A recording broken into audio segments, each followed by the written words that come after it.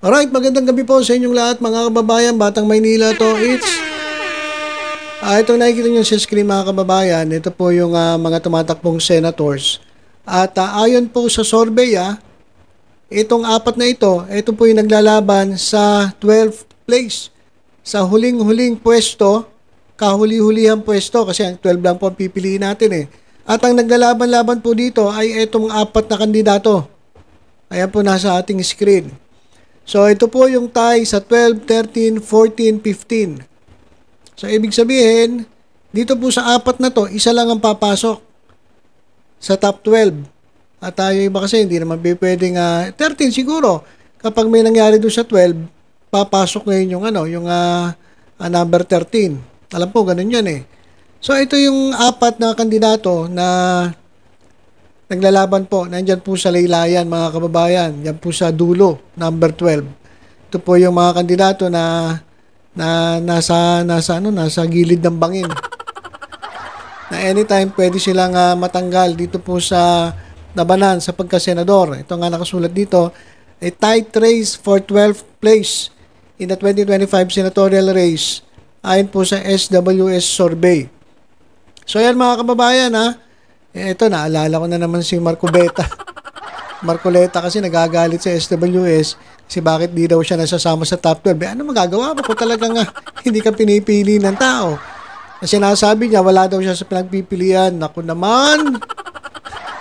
Eto, kasama ka na sa pinagpipilian pero wala talaga eh. Wala ka talagang tawag dito, karisma. Wala kang karisma sa taong bayan. Pero mga kababayan, meron akong chismis na narinig sa January 13 daw. Mga kababayan, iupo daw nila si Sara Duterte bilang presidente at si si Marcoleta sa pagka-vice presidente. Ayun na may chismis lang. Pero yung naririnig ko, meron ako narinig na isang vlogger, nakakilala din naman natin. Sabi nga niya, January 13, mga kababayan, uupong presidente Sara Duterte at vice president si Marcoleta. Naman siguro sa pangarap lang nila. Po yung mga kwento-kwento ng Marites. So, hindi po mapasok-pasok sa top 12 si Marcoleta. At ito po yung yung nandun sa dulo, sa number 12. Okay, so kung kayo papipiliin dito sa apat, sino dito sa apat na ito ang pipiliin nyo at ilalagay nyo sa ika-12 pwesto?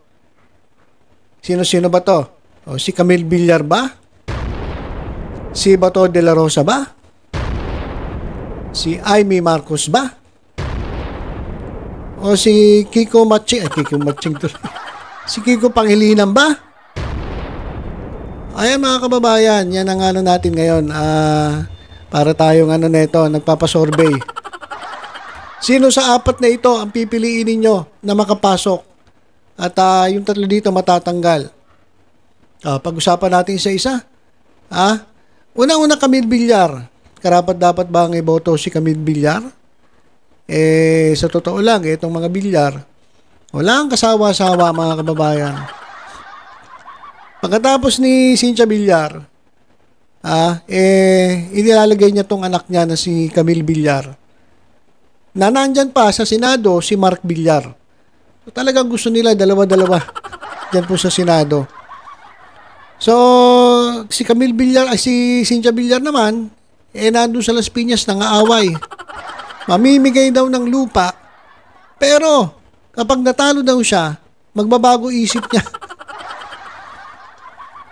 Tapos, yung kalaban niya mismo, na tumatakbong congressman, ang sabi, yung pinapangako ni Cynthia Villar na lupa, hindi naman daw pala kanya. Nako. Pinapangako yung lupa na hindi naman daw kanya. Pero, siyempre, alam nyo naman sa politika, labanan po yan. At hindi natin alam kung sino nagsasabi ng totoo. Basta yun, mga kababayan, yun yung kwento dyan sa Las Piñas. Talagang, hindi ba, lumapit pa nga doon sa kalaban niya, sa simbahan pa. Wala na, kahit saan lugar na, napupolitika.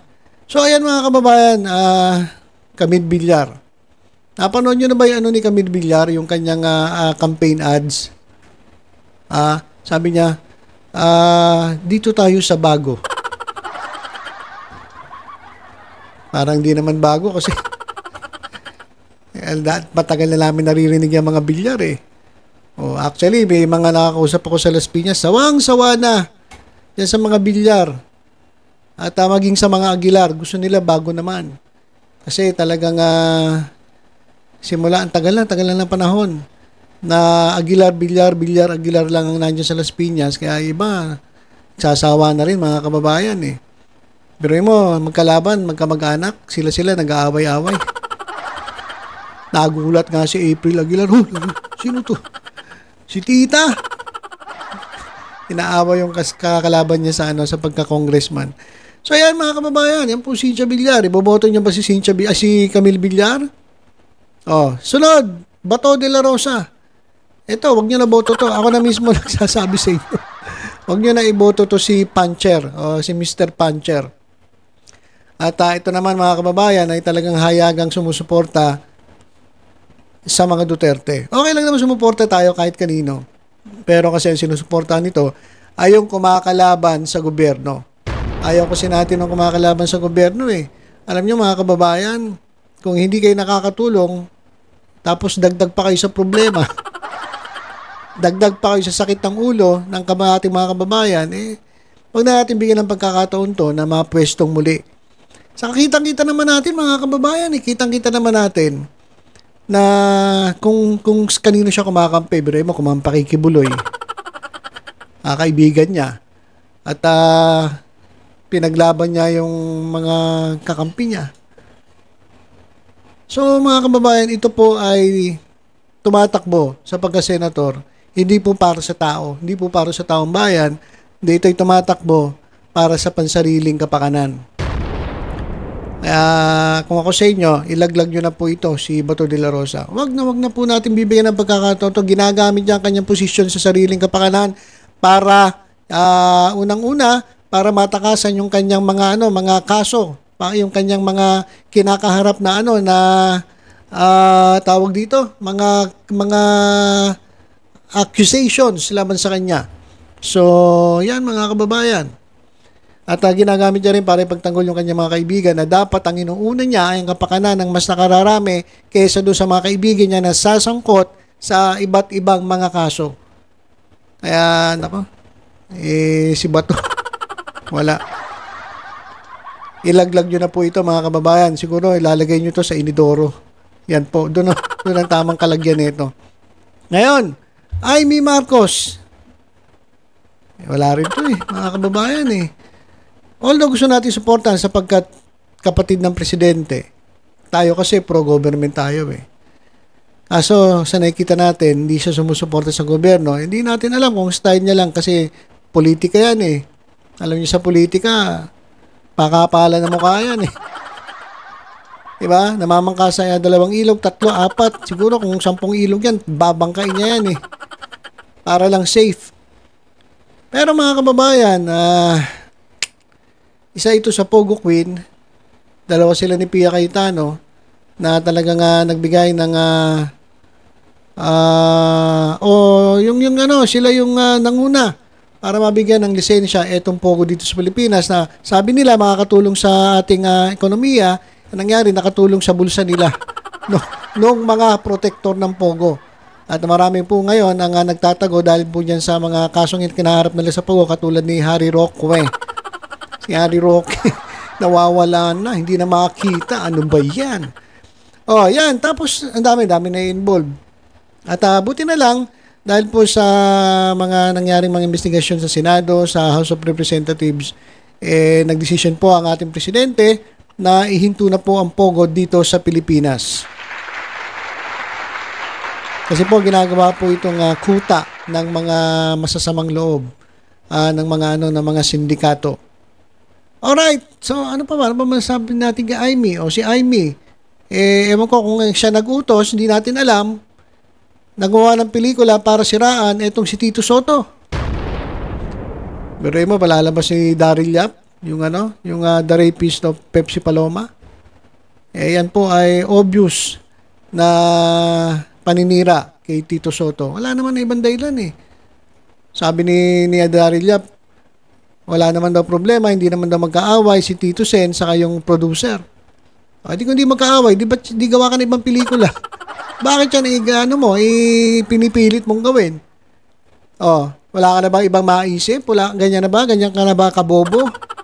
Wala ka na ibang, kala mo ba magaling kang director? Di sana makaisip ka ng mga, maghanap ka ng mas magagandang kwento. Tingnan mo nga yung Green Bones, The Kingdom. Magaganda mga pelikula yan. Hindi yung gagawa ka ng pelikula na alam mo naman na may tatamaan. Tapos sasabihin mo, hindi mo sisiraan. Style mo bulok, Daryl Yap. Kiko Pangilinan. Pipiliin nyo ba si Kiko Pangilinan?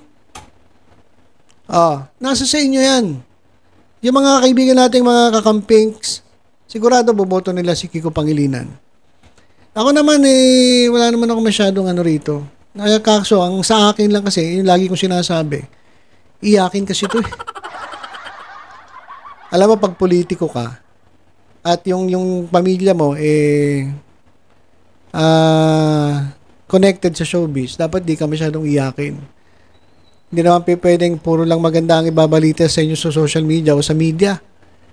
Siyempre, pag may nakita nga mga bagay na negatibo, dapat tanggapin nyo rin. Hindi lang yung puro positibo ang gusto nyong marinig na ikakalat o ibabalita dyan po sa ating mga kababayan. Hindi ganun. Huwag ka masyadong balat sibuyas. Anak ng tokwa naman. Tumatakbo ka, senator, tas balat sibuyas ka. Ano yun? Every time na may pupuna sa'yo, ididemanda mo na cyber libel. Pinakamaganda at manahimik ka na lang, umakyat ka sa bundok para walang makapasin sa inyo. Diba? Hindi yung walang yan naman. Masyado kayong iyakin. Pero sabi naman nila marami nagawa to. Kaya sa mga kakamping, pasensya na kayo. Yun lang naman yung pananaw ko.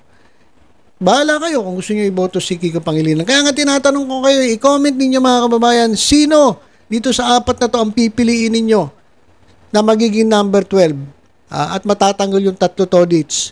3 matatanggal, 1 lang papasok. Sino sa apat na yan ang pipiliin ninyo? Kung ako pipili, tatanggalin ko si Bato. Sigurado tanggal na yan. Yung 3, si Amy Marcos, tatanggalin ko na rin yan. Bakit? Hindi natin alam kung sangkot siya sa paninira kay Tito Soto.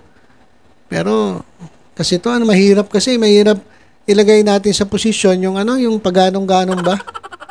Mahirap yan, paganong-ganong. Kung saan yung hangin, doon ka, paganong-ganong. Mahirap Dapat matibay ang paninindigan kahit ano mangyari. Parang si Risa Ontiveros ba? So, 2 na lang, pagpipilian natin. Kaya bahala na kayo mga kababayan. Para sa akin, 2 lang pagpipilian ko dyan. Si Camille Villar at si Kiko Pangilinan. Pero, wag na. Kayo na po, bahala, mamili po kayo Mamili po kayo kung sino po gusto nyo. Paki-comment na lang po din yan sa ating comment section. Alright, so yun lang po. Basta tutok-tutok lang po dito sa Batang Maynila to sa iba pang updates. Ingat po tayong lahat guys. God bless po.